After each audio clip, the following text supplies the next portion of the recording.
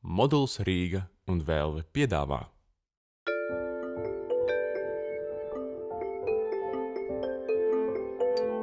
Kā tev pašam šķiet patiesība eksistē?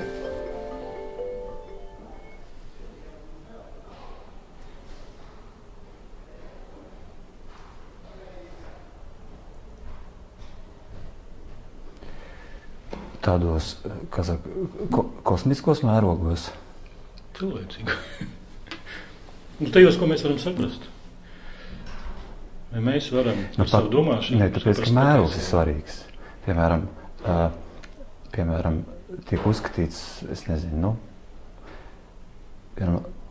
jau vēsturiski tiek uzskatīts, ka latviešu pārtikā, piemēram, ka tie lauku labumi, kā maizi, kā piena produkti, piemēram, piens un maizīte, ka tas kaut kas labs un veselīgs. Īstenībā no medicīniska viedokļa tā pieauguši cilvēki, uz viņiem, piemēram, tie paši piena produkti, tas ir ļoti neveselīgi, ķīmiski ļoti neveselīgs ēdiens. Kāds tas skatu punkts, tāda arī tā patiesība izskatās. Bet sabiedrībā vai ir iespējams objektīvi noteikt, kas sabiedrībai nes labumu? Tieši tas pats, no kāda, kurā vietā tā kamera stāv. Tāpēc, piemēram, Šekspīra lugās gandrīz vienmēr beigās pēkšņi parādās tāds rakurs, ko varētu nosaukt par dieva aci. Kā tas viss izskatās, kā kamera uziet kaut kur debesīs, un kā tas viss izskatās no 40 km augstuma, no tā mākonīša, kur sēž dievs. Ja? Kur tā kamera nolikta, tā arī tā patiesība izskatās. Varbūt tāpēc arī dievs tika izdomāts. Lai būtu vieglāk saprast, kas ir patiesība, kas ne.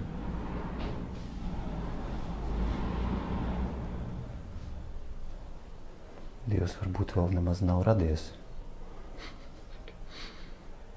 Jāpagaida vēl. Tāpēc jau daudziem cilvēkiem arī tā apsēstība ar nāvi ir, kāpēc daudziem cilvēkiem acīm redzot vienā brīdī arī īstenībā tīri zināt, kā arī interesi. Viņam liekas, ka no tā, ka tur viņi iemantos tādu rakursu, no kur pēkšņi viss kļūst skaidrs. Patiesībai, tavuprāt, ir sakars ar morāli? Ar to, ko drīkst, ko nedrīkst? Vai drīkst melot? Un kādos apstākļos drīkst melot? Vai drīkst melot, lai glābtu sevi? Vai drīkst melot, lai glābtu savu ģimeni? Vai lai glābtu savu tautu? Jā, bez šaubām. Tas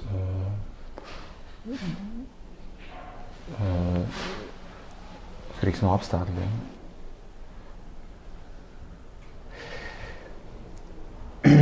Bet īstenībā jau tas gabaliņš, ko mēs esam te uztaisījuši, tas jau tāds diezgan piezemēts un konkrēts gadījums. Tas tomēr iet runa par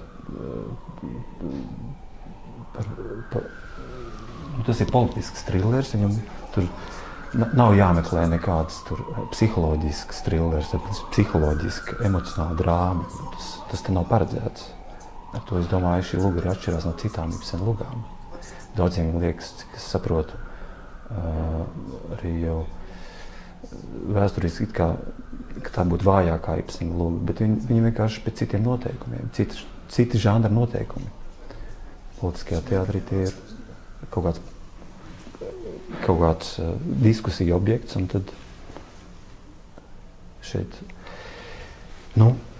ne jau vēl es saku, kāpēc šogad viņu visu riņķi iestudēja. Ja, piemēram, Krievijā tagad ir, Krievijā ir ļoti, ļoti, kā saka, tieši Stokmana prototips, ja. Tas tiesas process pret Navaļniju tieši tagad ir, kā saka, vidū. To jau mēs labi redzam, cik daudz cilvēku viņu atbalsta. Arī viņš tātad būt nosaucams par patiesības sludinātāju. Un cik daudz ir pret. Tas galvenais iemesls, kāpēc izvēlējāmies taisīt šo gabalu, bija tas, ka arī šeit, arī Latvijas un Rīgas kontekstā, protams, nav nejaušība, ka tās vēlēšanas arī tev uz priekšā, ka ir tāda sajūta, ka mēs, īstenībā visa sabiedrība, ka mēs esam maz izglītotā vairākuma ķīlnieki.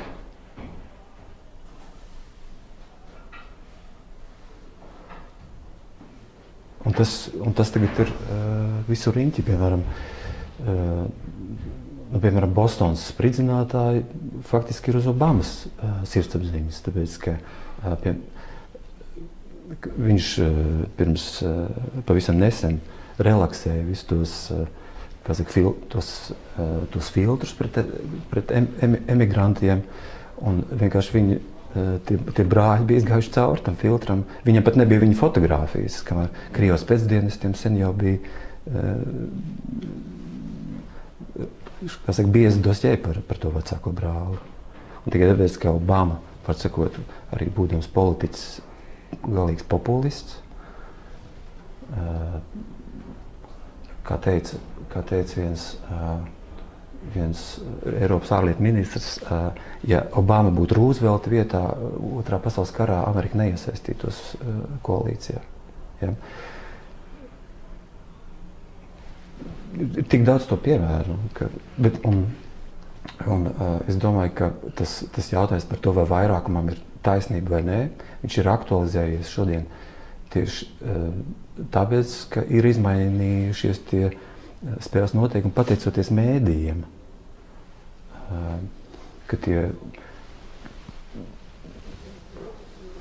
ka tā sabiedrība kļūst arvien vieglāk manipulējama caur tiem virsrakstiem, agrāk tā nebija tomēr. Tikpat labi var apgalvot, ka sabiedrība ir izglītotāka kļūsi nekā pirms 100 gadiem. Es ļoti apšaubu. Ka to jau mēs redzam, piemēram, arī Rīgas mēra, kas notiek. Ja? Viņš acīm redzami, viņš apelē pie mazizglītotiem vēlētājiem. Viņi vēlēs skaidrs, ka tie ir cilvēki bez izglītības. Viņš to apzinās. Tāpēc viņš arī tīri apzināti, var sakot, agresīvi, nicīgi vienmēr izgās par Nacionālo bibliotēku. Viņš to apzinās. Ja? Tas agresīvais plebejisms, es Kairišam pilnīgi piekrītu, viņš to stilu paņems no Puķina, jo lumpeņiem patīks tas stils. Naids pret grāmatām un apsēstība ar kaķiem, tas mēs uzreiz atceramies Bulgākovas uņu sirdī. Tās bija divas galvenās Šarikova apsēstības. Un mēs esam tagad ķīlnieki, ja, tā kā šādai situācijai. Tas visur riņķī, visā rietumu sabiedrībā tagad tā ir. Vai tu saskati, vai tu esi ielicis sevi Tomasa tēlā? Tas instinkts nevis smadzenes. Jo mūsdienās demokrātija ir iznīcinās populismus. Un demokrātijas noteikumus ir sagraujuši mēdīji un informācija tehnoloģijas. Tāpēc, ka mūsdienu politiķi uzvedas tā kā popkultūras zvaigznes. Tas nav tā skaļi teikt. Jo reitingi? Nē, varbūt arī gluži. Ir kaut gan, tad drīzāk tā. Nē, to runu, ko viņš ir sarakstījis par nakti, lai arī es viņu tā kā sastādīju, bet tur tā ir kompilācija, to jau var dzirdēt no daudziem avotiem. Ja. Galvenais jau, lai skatītājs arī, var sakot, lai ar viņu nemanipulē, lai viņam pašam ir telpa domāt savas domas.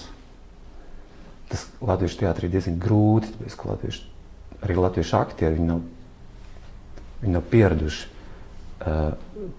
pie formāla spēles veida labā nozīmē, ka netiek emocionāli manipulēta skatītāji, jo latviešu skatītājs gaida to, to dvēselīti vai to sirsnīgumu, viņš grib emocionāli identificēties. Tāpēc, mīļākais latviešu teātrī žanrs, tās pēc statistikas jau arī tas pats. Viņš ļoti populistisks, tas saucamais, mēs to tieši savā teātrī saucam par žanra apzīmējums ir kalbasniks. Tie visi tie lielie mūzikli ar atgādina, apmēram tā, ka skatītājiem ir tāda gara doktora dēsu, visu laiku sit sirds rajonā, kamēr iestājās katārs. Savukārt tāds mākslas veids, kas ir formāls, labā nozīmē. Ja mums ir padomu laikā jau ir formālā māksla, tas skaitās labvārds, bet īstenībā tā ļoti, ļoti smalka tehnika, ne tikai teātrī, bet jebkurā, arī mūzikā, arī tēlotāja mākslā, ka formālam nozīmē nejaukties iekšā ar savu emocionālo, vērtējumu, skatītājiem atstāt iespēju pašam izkrāsot to bilžu grāmatu. To mūsu aktieri īstenībā arī nepārāk labi māk, jo ir tā krievu skola, kas uzreiz nozīmē, ka viss katru sekundi skatos kaut kā emocionāli jāpiestampā pilna.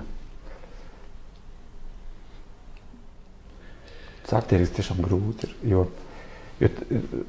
jo tas gadiem ilgi mūsu teātrī tomēr ir tā cīņa par to, ka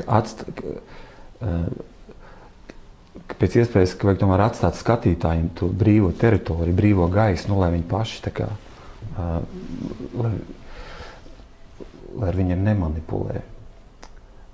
Varbūt arī tā arī manipulācija tikai smalkākā veidā, bet tomēr. Tāpēc, piemēram, ka tas, izmantojot izdevību, var sakot, man, protams, aizkustināja tā Satorija aptauja par to domātāju, bet, protams, tik stulbs, es neesmu, lai to projicētu uz savu personu. Tad, es domāju, vairāk iet runa par jaunā Rīgas teātra, to kopējo brendu, to vietu, kur cilvēki saprot, ka tas viņam iedod kaut kādu intelektuālu brīvību, arī sežot tajā piebāstījā skatītāji, kā saka, tie telpā sēžot cieši vienam pie otra, tik un tā skatītājiem ir tā brīvība viņam galvā pašam, kā saka, aizkrāsot to bilžu grāmatu. Tas ir interesanti, ka, palasot tādas skatītāju atsauksmes kaut kur tur Twitterī vai kur par izrādēm jaunajā Rīgas teātrī, ļoti bieži, ne bieži, bet ir pamanām tas sašutums par tiem gadījumiem, kad publika reaģē kaut kā visi vienādi. Visi uzreiz smējas vai visi uzreiz tur aplaudē. Un tas jaunā Rīgas teātra skatītājs par šādu reakciju ir sašutis. Viņam nepatīk. Tas laikam raksturīgi ir. Viņš tomēr grib savu individuālo viedokli un reakciju. Jātājums, kas ir mūsu teātra skatītājs? Tas tagad ir ļoti konkrēti. Ir, jā. Tomēr diezgan daudz, pārāk daudz cilvēku tomēr nāk, tie ir vairāk 10 000, kas katru izrādi redz. Piemēram, tā, kad man prasa ārzemēs par mūsu teātra skatītāju, viņi parasti prasa kādu vecuma grupa vai kāda sociālā grupa. Un es vienmēr esmu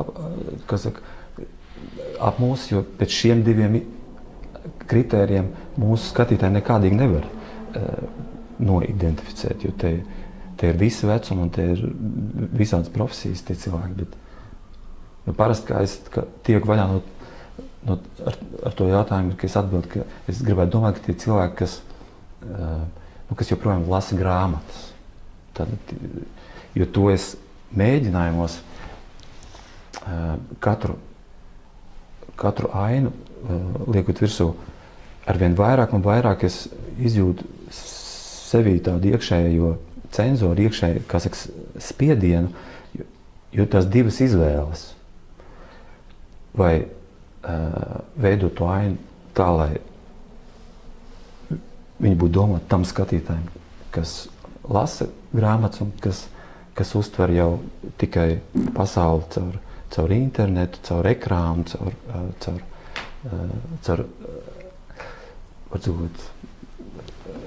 tās ir divas dažādas, varētu teikt, tie divi dažādi tā kā animāļi, divas dažādas cilvēku sugas. Un tās divas grupas arvien radikalizējās ar viņiem. Un teātrī sežot, tas ir tā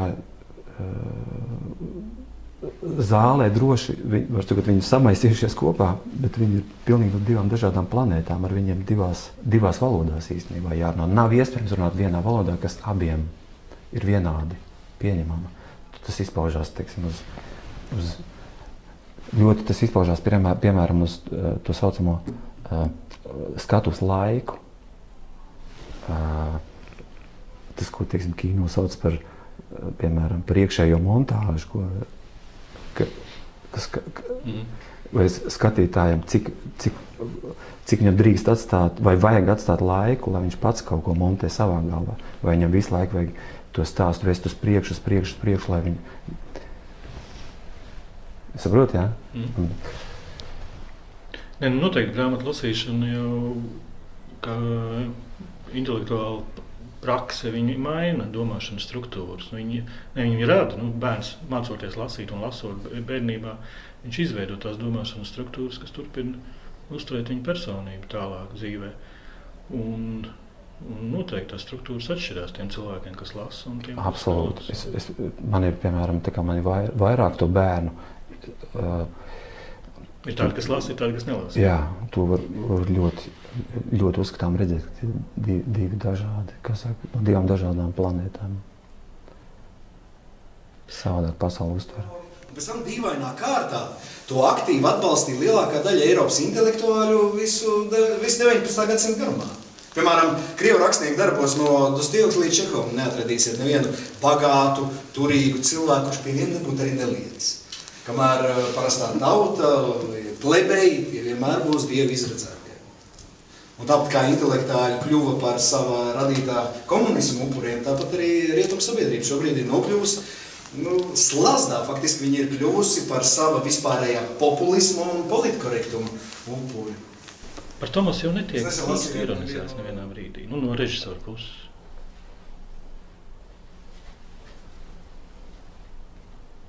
Jā. Lai gan varētu ironizēt uz nebēdu tur. Jā, var uztaisīt variantu, ka viņš ir tā kā jūtas prātā, ka viņš kaut kāds tur plušķēns opozicionārs. Jā, protams, ka tā varētu. Nē, nebija šaubām, es esmu viņa pusē.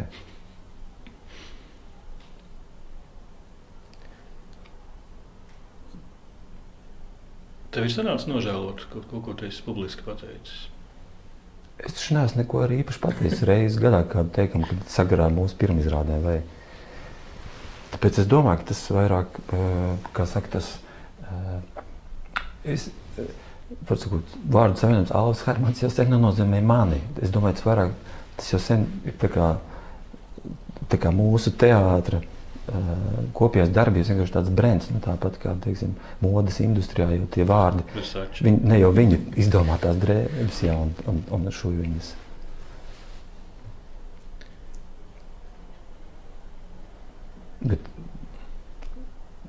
Bet uz jautājumu atbildot, nē, es tā nevaru neko pieminēt. Un mainīt viedokli? Vai tu esi mainījis viedokli? O, jā. Katru dienu tikai, kā saka, iekonservēt dārziņu nemainās. Atrod pēc 100 gadiem un ēd. Tev patīk skandāls un izraisīt skandālu?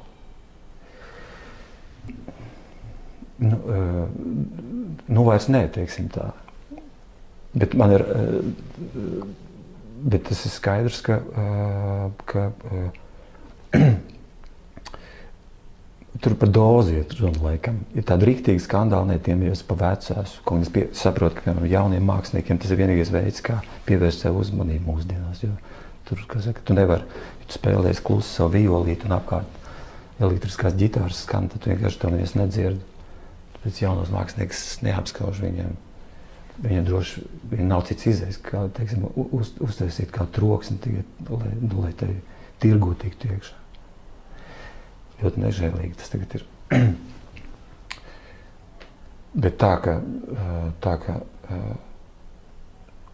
to jau arī tā izrāda ir, ka patiesības, starp citu, pārsvarā gadījumos viņi īstenībā ļoti radikāli ir. Un viņu lielam vairākam vispār nav pieņemama.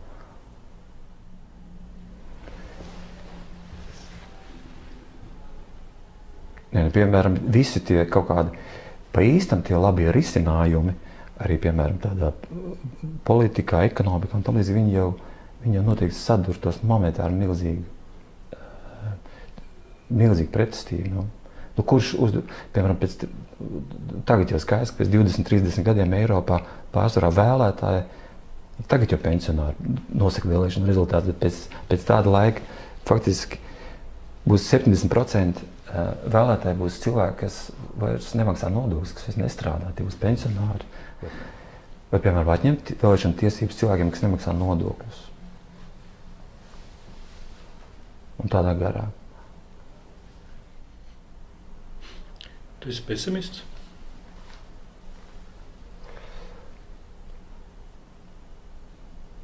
Tādā globālā ziņā, laikam jā, bet kas attiecās uz manu pašu, uz manu, kā saka, to mazo pasaulīti, uz ģimeni, uz mūsu teātru, uz kaut kā. Es to nošķiru, cenšos nošķirt tās divas pasaules. Tur nē. Citiem varam sakot, ka bērnus noteikti vajag dzemdēt, un jo vairāk, jo labāk.